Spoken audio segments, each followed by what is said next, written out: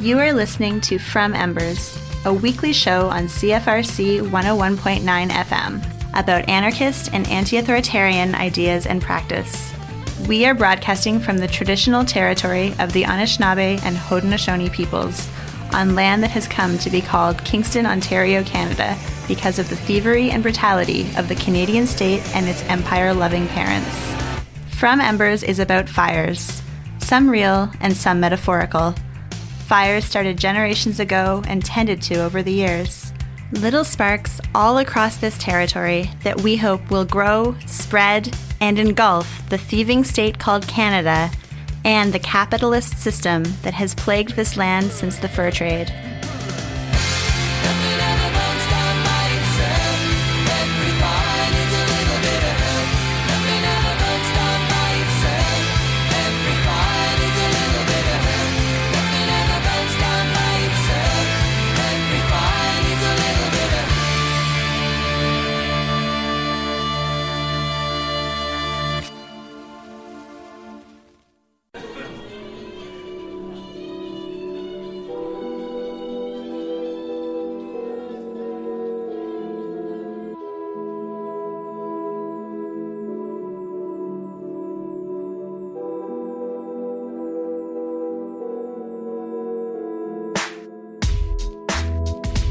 Today on From Embers, you'll hear my interview with Salam, a member of the Syria Solidarity Collective based in Toronto. We talk about the Syrian Uprising, anti-imperialism and the left, the ongoing need for international solidarity with the people of Syria, and more. We recorded this interview a couple of months ago in early January 2020. Since that time, Assad's ongoing genocidal assault on Idlib province has displaced more than 1 million people. The Turkish government has kept its borders closed with Syria and left refugees and children to freeze to death while pushing thousands of Syrian refugees towards Europe through Greece. At the same time, the Greek authorities, under pressure from fascist goons and supported by the European Union, have been using all means, including tear gas, sound lighting bombs, and water cannons, to drive away refugees attempting to cross the border. As borders around the world are literally closing, the Canada-US border is hardening in response to the COVID-19 pandemic. Trudeau has reassured us that supply chains, including trucking, will not be affected, signaling his willingness to ultimately prioritize the well-being of the economy over the well-being of those made vulnerable by border conflict and state violence around the world, including Syrians fleeing the Assad regime. I'll leave you with these words from Harsha Walia. We need solidarity with all people and an internationalist response with care and solidarity for those who are most vulnerable, not escalation of border imperialism and racism. Now here's Salam.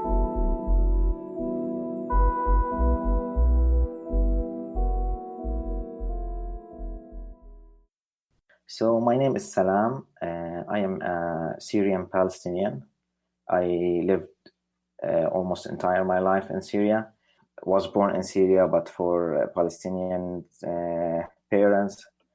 I lived in Syria until late 2013. So I experienced almost 2 years and a half of the Syrian Uprising, and I participated during that exceptional moment in our life, people who lived in Syria. And after that, I went to Lebanon. I also was working as a journalist at the same time for different media outlets, covering socioeconomic issues in Syria and the region. So after that, it was very difficult to continue in Syria. So I had to leave to Lebanon, as many of my friends also before me and after me did that. Activists, some of them didn't make it and went to prison and tortured, and we can talk about this. And I stayed in Lebanon for some time, and then I came to Canada. I continued my work as a journalist from here in Canada, but also my activism. And also I am doing a PhD in political science. I am active with the Syria Solidarity Collective, which is a Toronto-based group here in Canada that started with after the Syrian Revolution in solidarity with the Syrian people and seeks political freedom and social justice for Syria and the people of Syria. So I've been active with them since a few years now, after like 1 year after I arrived and got to know them. And yeah, this is who I am. I guess to start, could you give us some background or an overview of the Syrian Revolution and also maybe a snapshot of what things are like today, several years later? So the Syrian Revolution started as part of the Arab Spring, what's known as the Arab Spring, which is the protest movements that started in late 2010 and continued during 2011, and swept through many Arab countries actually in the region, like massive protests that brought down long-standing authoritarian regimes in 5 or 6 countries, but also other very critical and serious protests that couldn't develop and constitute a serious threat to other regimes in 5 more countries. So in total, like there were at that time massive protests, popular movements, protests, not organized, grassroots movements in very authoritarian regimes generally, with varying degrees, but all really authoritarian regimes that prohibits any kind of political activism generally, whether formal or informal. So these really brave popular movements started at that time, and started in Tunisia in late 2010, and then early 2011 Egypt followed, and these 2 countries experienced like few weeks really of the mass demonstrations, and then that led to the overthrow of the head of the state, basically. Not a radical transformation, but achieved some political openings and political liberties, and allowed social movement to organize more and to develop more. So this constitutes a threat for sure for the elites generally, the elites that stayed after the head of the state were overthrown in Tunisia and Egypt, and then many other countries followed. Yemen, Libya, and Syria, of course, was part of those countries. So Syria, this is the context of the Syrian uprising, people in the region demanding political freedom, dignity, and better life because of very poor life conditions. Authoritarian regimes that have been ruling over those people since many decades in each country, corrupt regimes, and people just fed up with this situation and started this movement. And because it was across the region, so this constituted also a more support for the people. Like there was an example to emulate. Just the Tunisian uprising and the Egyptian uprising succeeded in overthrowing the authoritarian regimes that all people thought they're gonna stay. So this is really encouraged people to start their movement. And this was the case in Syria. Syria in particular has a very special thing, is that it's, I would say, the most authoritarian state in the region at the time, and still, I think it's a kind to totalitarian state, really, more than authoritarianism. The state controls everything, controls our life and schools. Since we were kids in the school, we were like soldiers more than kids, being taught to certain beliefs and norms. So this kind of doctrination exists in Syria, and very, very strong. It's not easy thing.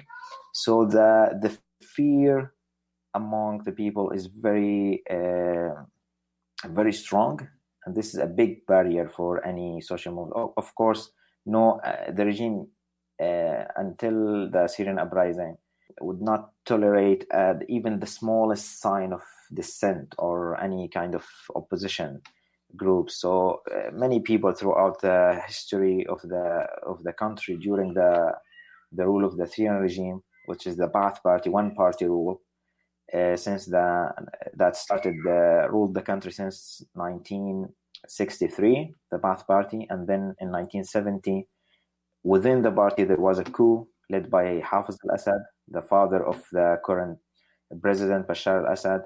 A coup within the party controlled the state more, and it turned into a totalitarian state since then, since the 1970, and continued.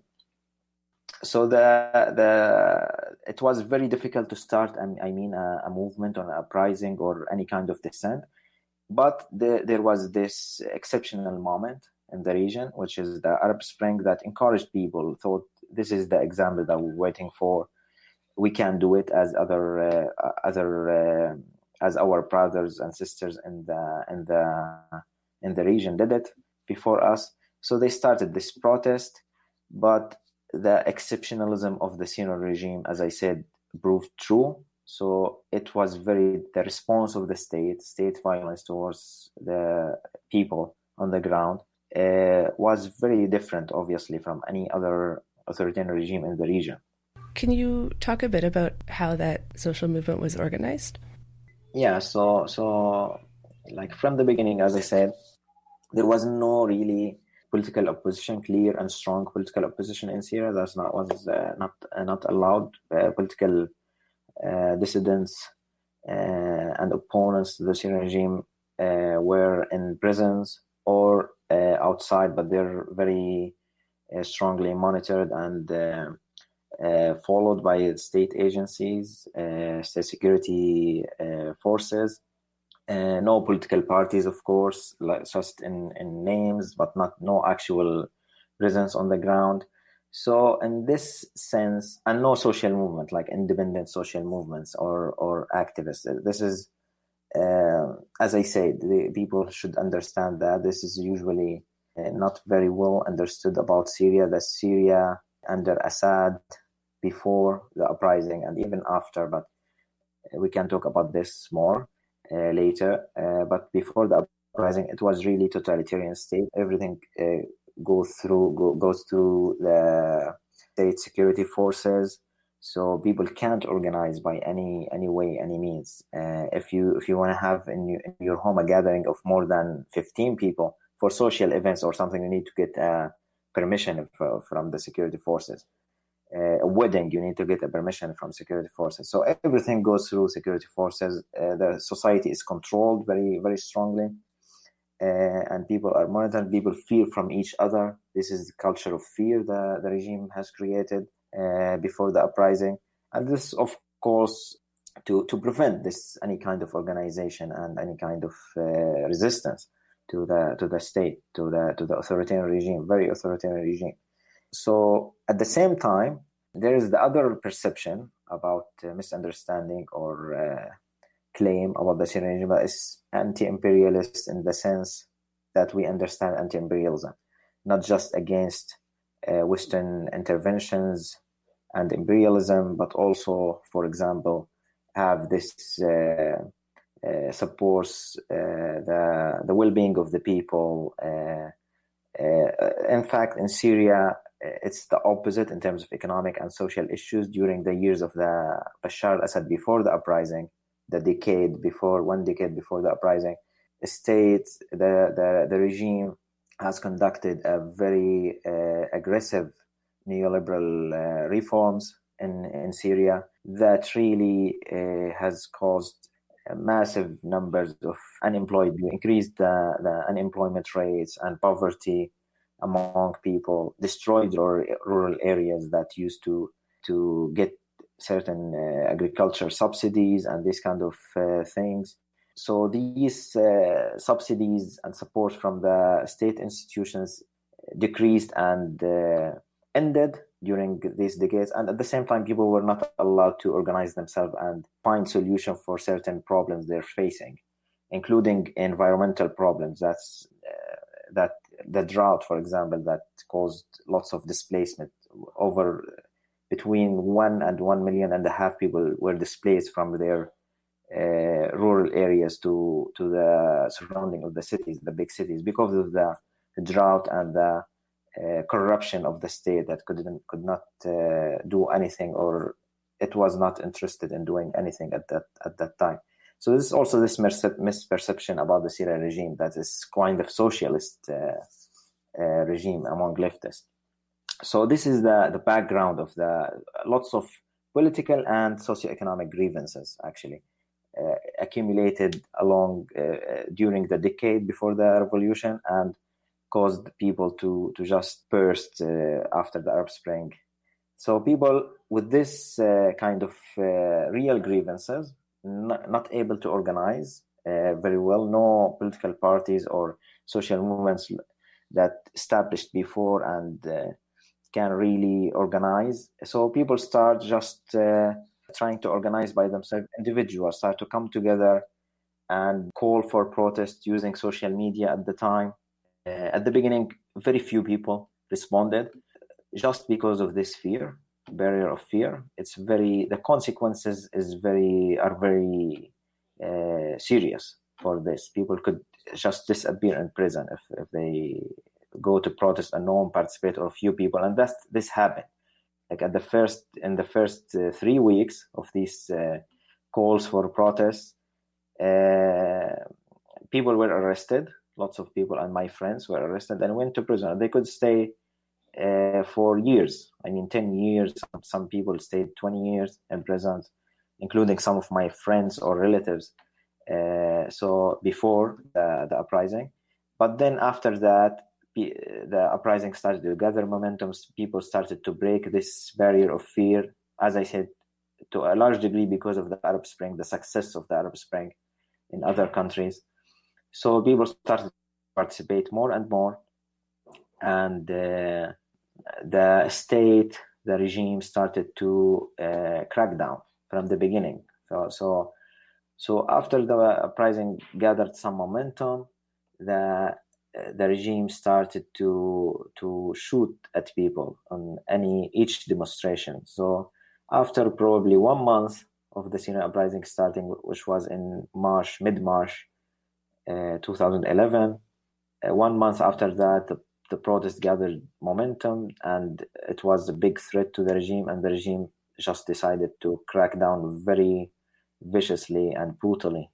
So every day since then, every day regime killed tens of protesters around the region, because also the protest started everywhere or developed and started to go against the regime everywhere in the country. So different points, and because of the presence of security forces everywhere, so the uprising tried to not to gather in certain point, and couldn't actually to gather momentum and numbers at certain points and cities, as was happening in other countries like in Egypt and Tunisia.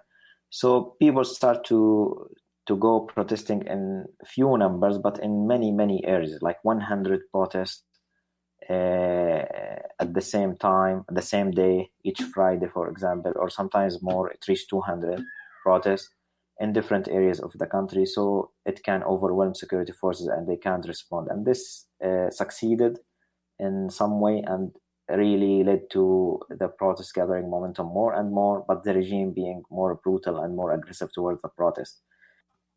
So after the regime started using violence more and more, this also probably gave the opposite outcome or results that the regime was wishing. The repression of the regime actually caused more protest, more people to go protest, people mourning the death of other people every day, and each gathering turned into bigger and bigger gathering, and then actually the protests movement took over some very important cities. Security forces were displaced from these cities, like in Hama, for example, and in Deir ez-Zor at certain point. But mostly in rural areas because the presence of security forces there is weaker. So at this point, we can say a few months after the uprising started, there emerged what we call in Syria liberated area. We started to call them liberated area, which means liberated from the state, from the presence of the Syrian regime, from the presence of the state. So these areas actually were very important during the Syrian uprising. They were totally free from everything, actually, at the beginning, so especially. They were free from the state, free from money, from greed. Like many really imagined these revolutionary areas, liberated areas, as kind of constituting the prospect for a new social order that could serve the foundation for a different future for the Syrian people.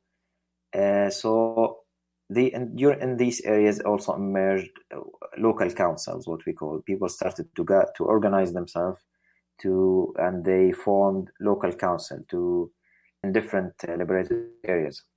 At the time, also armed resistance developed against the state because of the state violence, because no area could stay free from the state presence without some kind of resistance and armed resistance at the time. So civilians and fighters elected local councils in these liberated areas to provide local services to the population that remained in those areas. Lots of people fled these areas because they were very dangerous. I'll talk about this. But those who stayed actually elected local councils, and people struggled to cope with electricity, water, food shortages, mainly because of the daily destruction and shelling and bombing of these liberated areas by Assad regime and its backers later. But at that time, the Assad regime was with its backers just supported him politically. Maybe some of the backers like Hezbollah in Lebanon came early to Syria to help the Assad regime crack down. But so people organized these local councils and try to provide these social services as much as possible according to the circumstances, the very harsh circumstances. These liberated areas were daily targeted by shelling, by bombing, by airplanes, fighter jets every day. The Assad regime obviously went crazy about these liberated areas in particular, because this constitute the main threat of the state. They tried to develop an alternative, and this is the most scary thing about them for the Syrian regime and its backers, and honestly for the whole world. The whole world, I mean, other states that even they say they are against the Syrian regime, but for sure they don't want to see this kind of organization. They don't want to see people organizing themselves. And we'll talk about this, the difference between states who support the Assad regime and states who claim to support the overthrow of Assad or the Syrian uprising or the Syrian people. In my opinion, the difference is just about the Western states want probably authoritarianism without Assad in our country, while Russia and China and those countries who support Assad wants authoritarianism with Assad. They both agree about the importance of authoritarianism in our region, not just in Syria. In the region as a whole, they agree that authoritarianism should stay and people should not be allowed to organize themselves. So these experiences, these local councils and liberated areas in Syria actually frightened the Syrian state, its backers, and the whole world in this sense. So one thing about these areas that I think important is that they were very unique during the Arab Spring. No other country that experienced the Arab Spring went as radical as the Syrian Revolution at the time, like liberating whole areas from the state. This is really a big moment for the Syrians. other state could actually, as I said, bring down the head of the state while keeping the structure intact. In Syria, that was not even possible. Not just the violence and the totalitarianism of the Syrian regime also imposed this kind of response from the protesters as well. So the collapse of the state machine and police control actually opened this exceptional space, I would say, for ordinary people to start an extraordinary effort for self-realization and self-governing in this area. And that was really amazing. This is the most important moment in the Syrian revolution that every Syrian would talk about if you speak to, especially those who lived in Syria at the time. There were really moments of exceptional time with dysfunctional state and I would say novel popular consciousness that developed in a very short period of time. We're talking about months of this starting under extremely harsh and brutal conditions. And this new awareness and consciousness was really qualitatively different than the pre-revolutionary one.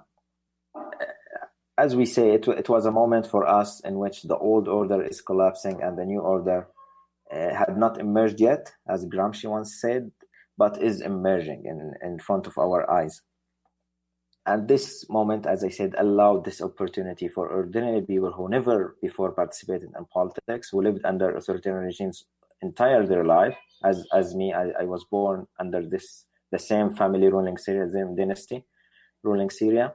This was a big opportunity to experience politics at the beginning, to start organizing and start this really experience of self-realization, as I said, in the street, farms, neighborhoods, universities, factories. Everything was different. In the army, lots of defections in the army. The army became disintegrated after a few months of the uprising. People just turned against everything that the state represents at the time. So it was a new social order starting at that time, and I would say this is the exceptional moment, the best moment during the Syrian uprising.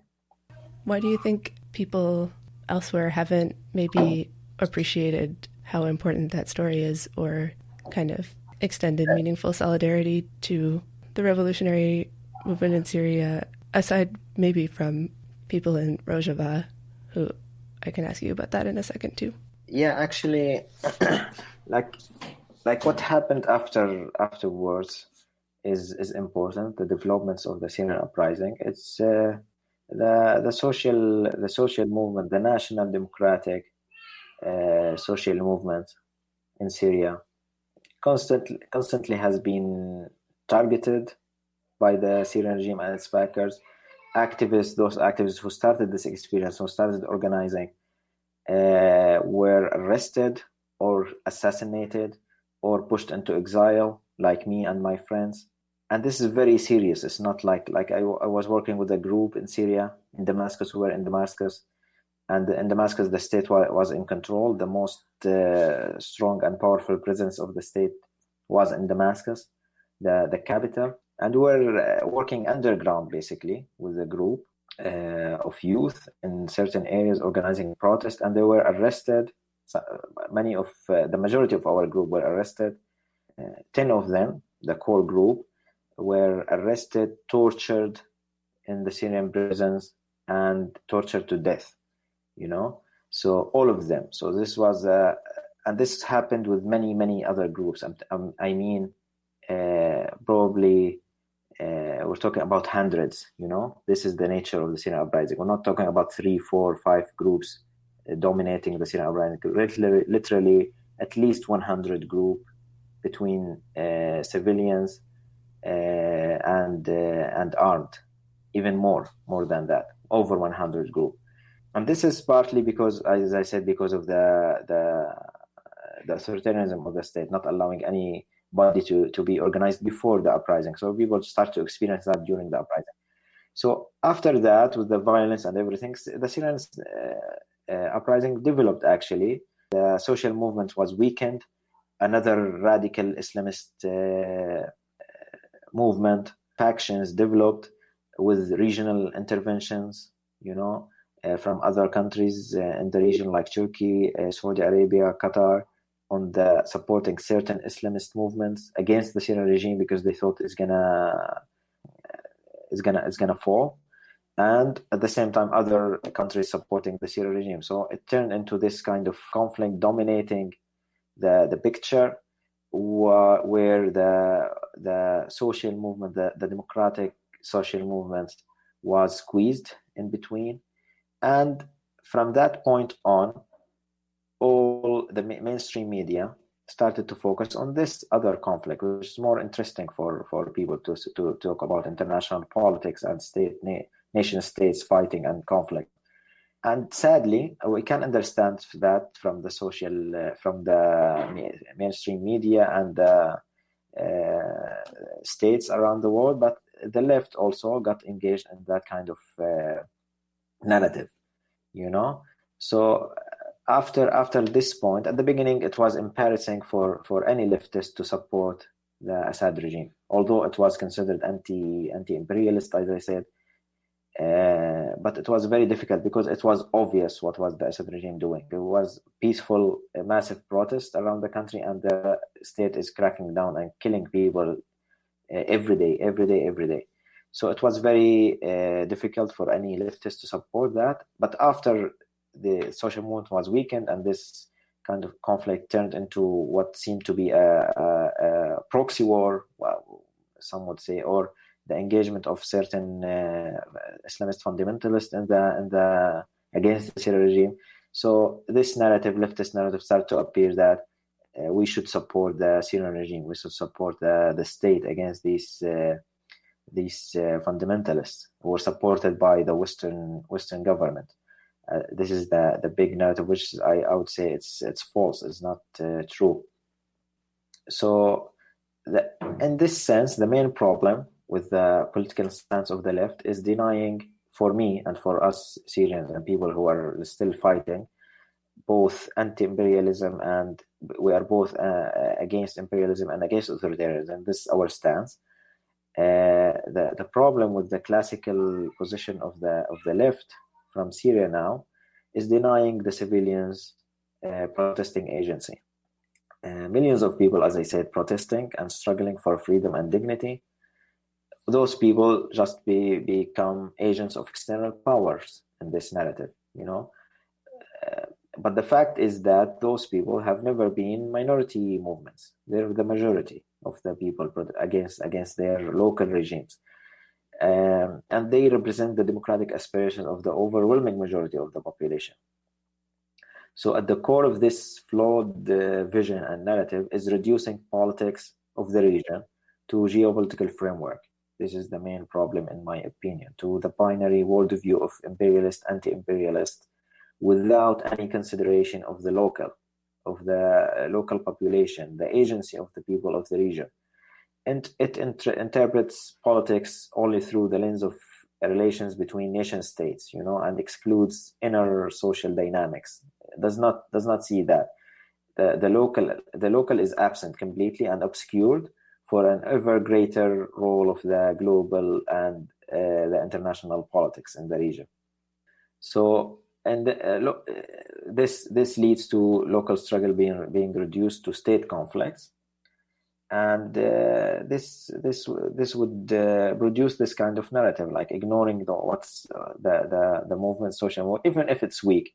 Even if it's weak, I admit it's weak now on the ground, but people have, like millions of people now in Syria, have aspirations, legitimate aspirations, and just aspiration to freedom and dignity. We need to stand with those people, not with any state, not with the Syrian state, not with the United States, not with not any state in the country. This is our solidarity should be with those people, and we should reach out to them. We should know what they're demanding and what they're facing and what they're struggling against.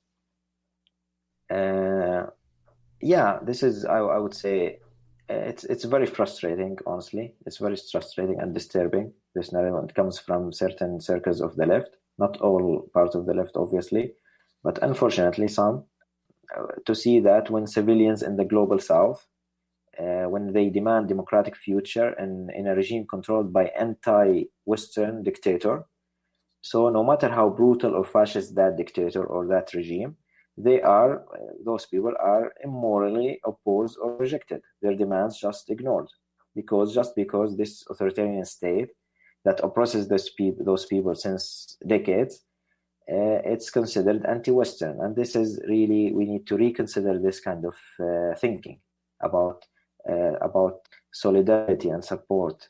Are we stand in solidarity with states, even if they are anti-Western, and even if they are authoritarian and really brutally and suppress the people, or we stand with those people who are fighting for their lives?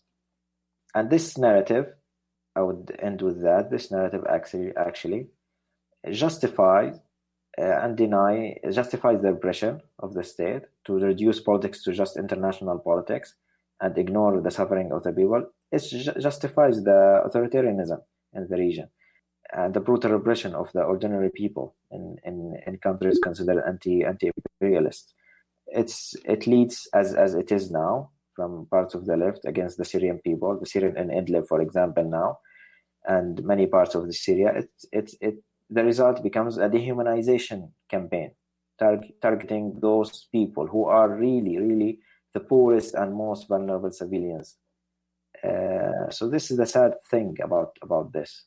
Yeah, absolutely. It also, to me, kind of echoes what you said about even like Western states also sort of supporting authoritarianism in the region for their own supposed political goals, even if those goals are they want to see certain states win against other states. Yeah, for sure, absolutely. I agree. We agree. It's the Western countries also supporting authoritarian regimes, in very clearly, of course, in those that are allied to them, like Saudi Arabia and United Arab Emirates, Qatar, and these countries that considered pro-Western in the region, but also supporting authoritarianism in Syria and these countries that anti-Western. But as I said, they need authoritarianism without Assad for their interests. But they don't need freedom of the Syrian people. They don't want any kind of democracy. We saw what happened in Egypt after the uprising, and in 2013 there was a coup by the military against the democratically elected president at the time, and this coup was supported by the United States. This was 2013, not decades ago, and we know that about Syria. The people of Syria know that Western countries that are against Assad regime are not with the Syrian people. They're with their interest. They want to preserve certain kind of authoritarianism that best represents their interests.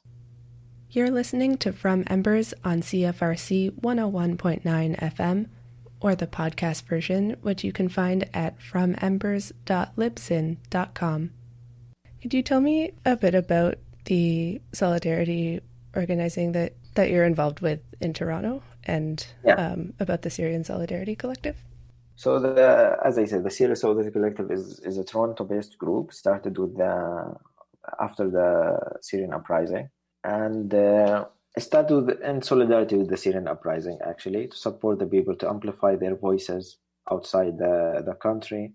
And it acquired even more important role after, as I said, after the developments of the Syrian Uprising and the emergence of this kind of mainstream narrative about Syria, about being a conflict, a regional conflict, for example, a proxy war, or a conflict between a legitimate state and Islamist fundamentalists, this kind of false narrative. So our group started to focus on certain discourse that I just laid out here. So the group actually strive for ending political tyranny in Syria. We consider attaining political liberty to be a precondition to realizing any kind of egalitarian social and economic relations. So, as I said, the really basic political freedom or political rights are not there in Syria. So no way people can organize around anything else. anything more radical. I mean, if they don't attain this at least basic level of right to organize and to defend themselves and their rights. So this is a necessary step, in our opinion. So we focus on that. We have to be, in our group, we push this discourse of being against both authoritarianism and imperialism, and they both connected. They're not separate. So we can't advance one goal while like postponing the other or just ignoring the other. We can't be just anti-imperialist and just don't care about authoritarianism and how it's wreaking havoc in the lives of the ordinary people on the ground. Because those are our allies, the people on the ground who are our allies and the people who need to support. So this is our group. Actually, we organize different events. We try to reach out to the Syrian community in Canada, especially those who came recently, but also, as I said, different events that just amplify this narrative, the voices of the people on the ground, who still, by the way, fighting and struggling against both the state and its backers, which means Russia and Iran, and against Islamist fundamentalists. When we talk about Idlib now, it's represented as the stronghold for jihadists, without considering that there are 3 million people like who's fighting against both, you know. So this is what we try in this group to do here, to push this narrative and to affirm this different voice of the left. When I think of a struggle in the region that I've heard a lot of support for from the left, from anarchists, people, like the way that people talk about Kurdish people fighting for self-determination in Rojava is usually very positive and supportive, and people seem pretty motivated to extend solidarity to that struggle and support it, which I guess I don't necessarily think is bad, but I'm curious about your perspective on that particular struggle in Syria, I guess, and the relationship between that and the broader anti-Assad movement. Yeah, I think like this is I would say a sensitive issue among leftists, especially talking about Rojava and the relationship between Rojava and the Syrian revolution and the complexity around the issue. Obviously, it's not easy. It departs or disturbs the classic political stances and narratives of the left. In this regard, I would say, like in general, in our view as a group, of course, we stand with the Kurds in the region, not just in Syria, and even in Iran and Turkey. They're oppressed. They have been oppressed for a very long time, and we stand with them in solidarity to achieve their right of self-determination, in the region generally. We differ with the political party that represent the Rojava right now. Now under the Syria Democratic Forces, that's overwhelmingly Kurds, the members of the Syria Democratic Forces. We disagree with certain practices in the region, at the same time not consulting the population of the region, proposing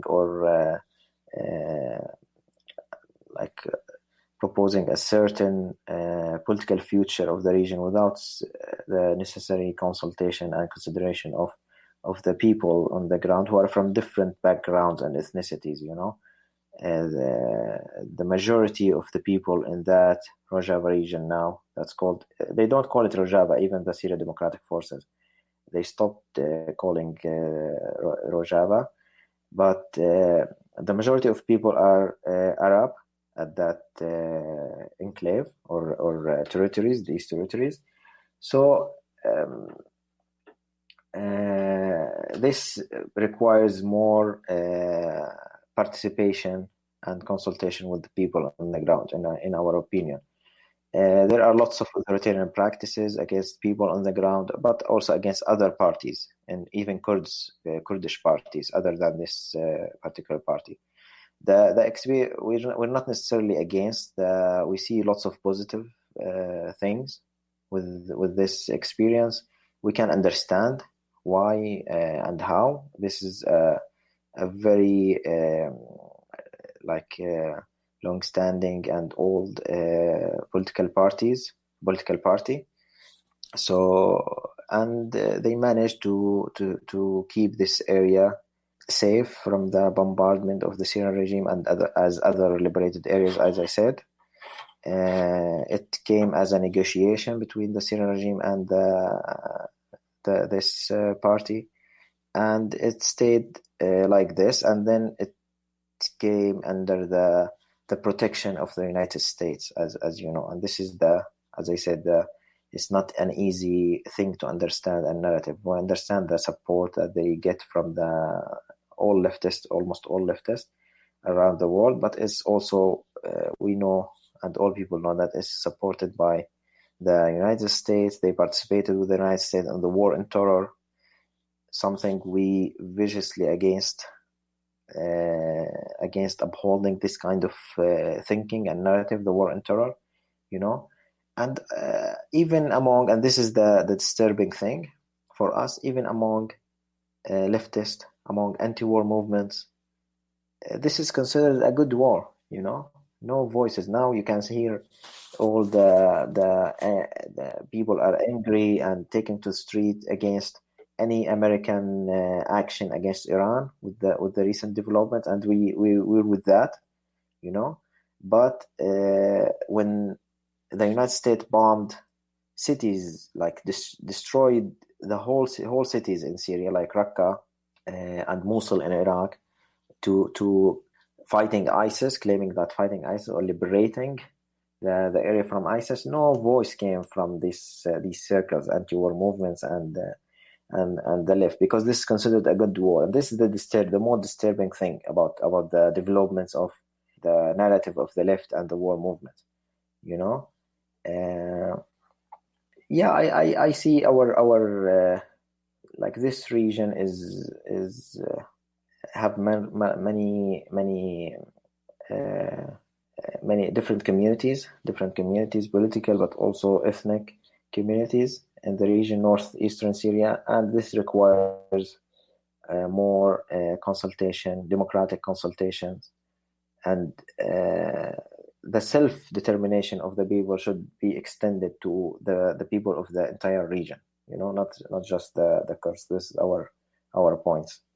I don't know if this is clear enough. As I said, it's a little bit complicated and sensitive issue, in my opinion. I think from the outside, I feel like it's often hard to know or to get a sense of those specific complexities, because there's people in the region with different groups who are very clearly stating that, yes, this is a multi-ethnic project or liberatory project. And then, yeah, I don't know. It's not always easy to sort of figure out what the reality is. Yeah, we agree. We agree that it has the potential to be a very clear liberation project, but also right now in practice it has a very clear authoritarian tendency towards the people on the ground, but because any other parties and social movements and activists in that area, So also, of course, we know that they have agreements with the Syrian regime. When we talk about tension between the revolution and not the Kurds actually, but those who have a hegemonic position among the political movements of the Kurds right now, this tension starts from there, from the negotiation between this Kurdish party and the Syrian regime to have certain autonomy in that area.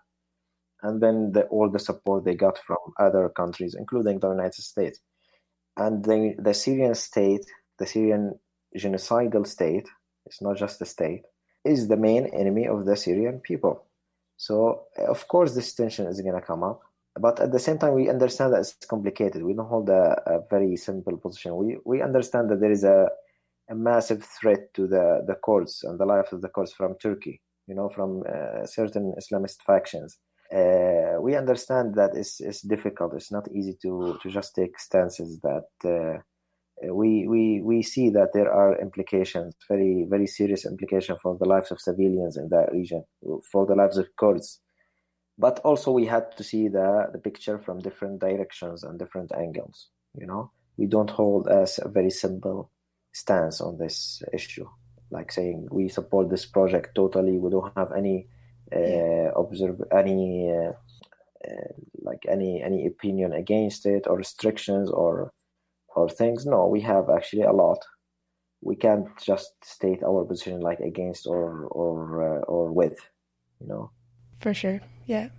I'm curious if there are, especially because of the way that the Syrian revolution and that particular struggle was militarized with that just intense amount of state violence, do you see lessons from that or things people could take from that in other contexts? Like, I know right now there are like large kind of pro-democracy or anti-authoritarian, I'd maybe say, social movements against authoritarian regimes or military dictatorships, I guess, throughout the region.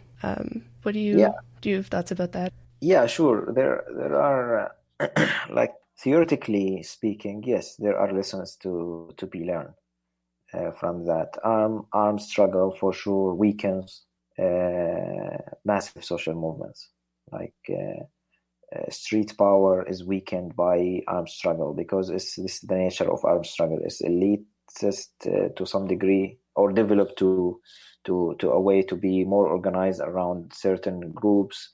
It needs funding, so it's very vulnerable to interventions from outside. And people, when they are in a very tragic and catastrophic situation, they tend to accept help from anyone almost, especially after some time, not from the beginning, but after a certain degree of violence and that the ability of regional powers and the global powers to intervene is more likely.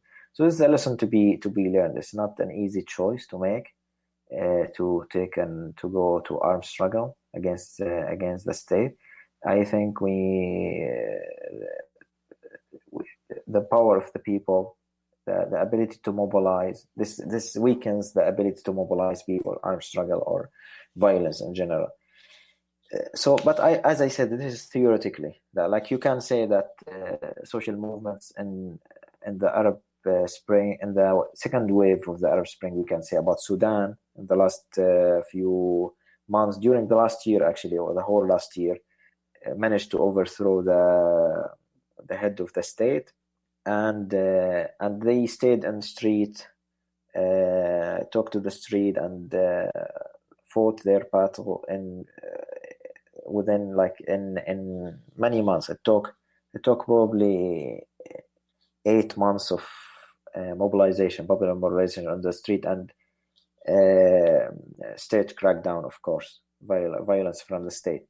The same in Iraq right now. Right now in Iraq is still happening, the protest movement in Iraq, and it's the state is cracking down, and state violence is very vicious against the protesters in Iraq, but they have not responded with violence yet. Violence with arms. There are clashes and this kind of stuff, and blocking roads and clashing with the security forces, but there are militias in Iraq as well, supported by Iran again. So we can talk about this lesson being learned, but at the same time, it's not really a choice for the Syrian people at the time. If we had the choice not to take up arms, if the people on the ground had this choice not to take up arms, they would definitely do that. But they didn't have this choice. They were not allowed to organize, to gather more than few people. They started, why this perception about the Syrian revolution using mosques, for example, at the beginning? Some people who are against the Syrian revolution and with the Syrian regime, they take this as accusation, as a indication of radicalism, Islamist radicalism from the beginning. But that was for a really practical reason, because people were not allowed to gather anywhere. If you gather few people anywhere, you would be killed by security forces. They would shoot at the people gathering. So people in mosques, they were already gathered during the Friday ceremony, for example. It was a good opportunity to start a protest from there, and then the mosque would be surrounded by security forces and the crackdown start. So it was very difficult. The people of Syria had only two options: either to surrender, not to organize at all, or if you want to continue and organize, you have this only option, is to take up arms. And they choose the second one, actually. And this is not a decision, as I said, it's not an organized movement. It's not a decision of certain people, of a group or two groups or three groups or 10. This is just how the situation develops. This is a massive popular uprising and movements, and each area took different decision. Actually, certain areas took them really, really long time to take up arms, for example. This is local decisions. Each local area organized and decided what they're going to do independently somehow, so this is what I would say. You mentioned that a lot of people had been imprisoned and tortured for organizing and for different kinds of dissent. I guess, did you want to speak a bit about prisons specifically and that aspect of the regime's violence? Yeah, actually, the prisons in Syria, even before the uprising, were just places of torture and mass killing. They're not really prisons. They're just institutions of torture and torture, basically, before the uprising, but also killing. But after the uprising, they turned into just institutions of just accumulating dissidents, people who oppose to the Assad regime, torturing them to death or just killing them, just getting rid of people, because it was a massive participation, massive uprising. I mean, we're talking about millions of people participating, like active participation in politics. These prisons were overwhelmed with the number of people there, and they practiced all kinds of torture and deliberately killed them, like torture, not death because of torture, but torturing people to death. The intention was to kill people. We're talking about almost 200,000 people went to the Syrian prison and disappeared, and then their families would receive a notice from the security forces that your daughter or son was killed, died in prison, and in very rare cases they can go and take the body or to see their son. They just receive notice and they don't know anything about them. These are people, like almost 90,000 people received this kind of death notice, And as I said, the vast majority of those are activists, are democratic activists, with democratic aspirations. And this is a very big wound in the Syrian people's mind, and it's very, very tragic thing to talk about and to remember. All people feel the same about when talking about the Syrian prisons. Thank you so much for speaking with me. I really appreciated. Yeah, my pleasure, actually. Thank you so much for having me and having this opportunity to talk about the Syrian revolution from this different, I would say, perspective that's not very much covered and examined. Thank you so much. KiteLine is a weekly 30-minute radio program focusing on issues in the prison system. You'll hear news along with stories from prisoners and former prisoners as well as their loved ones. You'll learn what prison is, how it functions, and how it impacts all of us. Behind the prison walls, a message is called a kite. Whispered words, a note passed hand to hand, a request submitted to the guards for medical care. Illicit or not, sending a kite means trusting that other people will bear it farther along until it reaches its destination. Here on KiteLine, we hope to share these words across the prison walls. You can hear us on the Channel Zero network and find out more at kitelineradio.noblogs.org.